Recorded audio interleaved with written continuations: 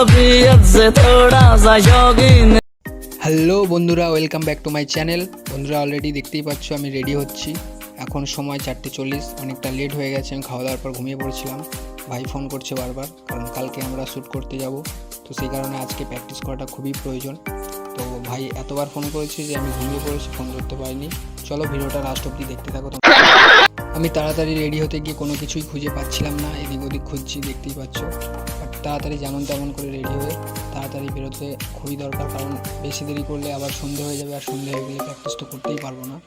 তো যেমন তেমন করে রেডি হয়ে দেখতেই পাচ্ছ বেরিয়ে পড়েছি, মানে বাইকটা বের করেই বেরিয়ে পড়বো। এবার রাস্তায় বাকিটা তোমাদেরকে দেখাবো আমি কোথা থেকে কি যাচ্ছি না যাচ্ছি।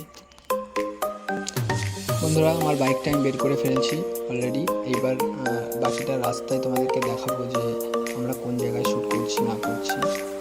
এই যে এক হাতে বাইক চালাচ্ছি, এক হাতে ফোন ধরে আছি। আমি এত রিস্ক নিয়ে তোমাদের জন্য ভিডিও কন্টেন্ট তৈরি করছি, তোমরা ফাইনালি বন্ধুরা তোমাদের সাথে গল্প করতে করতে আমি স্কেটিং প্র্যাকটিস করার জায়গায় চলে এসেছি। আর এই যে তোমরা দেখতে পাচ্ছ সব এখানে কত লোক দাঁড়িয়ে আছে, আর ওই যে লাল ড্রেস পরে ভাই রেডি। আর এই যে আমার একটা ভাই কার সাথে গল্প করছে।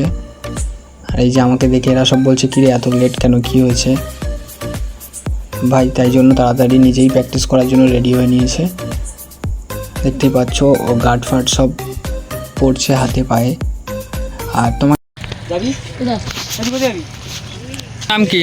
সোমনাথ দাস। কোথায় বাড়ি?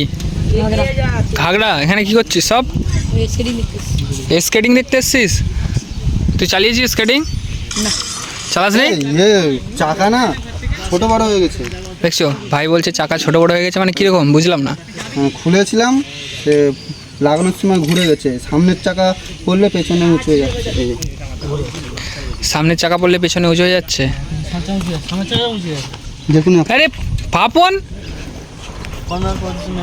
কিছু বল। আরে সত্যি পাপন কি আর একবার দেখা দেখি, কি দেখালি? ঠিক আছে। আর তুই কি ফ্রি ফায়ার খেলতে এসছিস? জায়গাটা দেখতেই পাচ্ছ কতটা সুন্দর।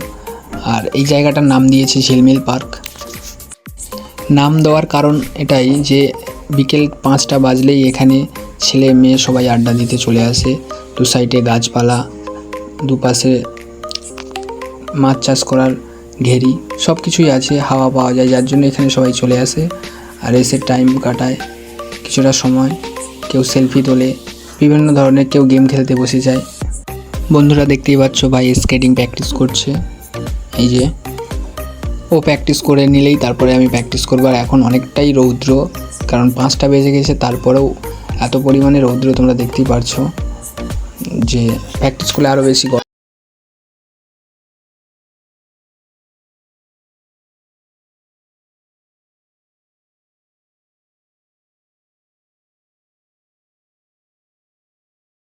বন্ধুরা ব্লগটি কেমন হলো প্লিজ জানিও। আর G S media channel YouTube channel, please চ্যানেলটিকে সাবস্ক্রাইব করো, ফলো করো। ততক্ষণে টাটা, বাই বাই।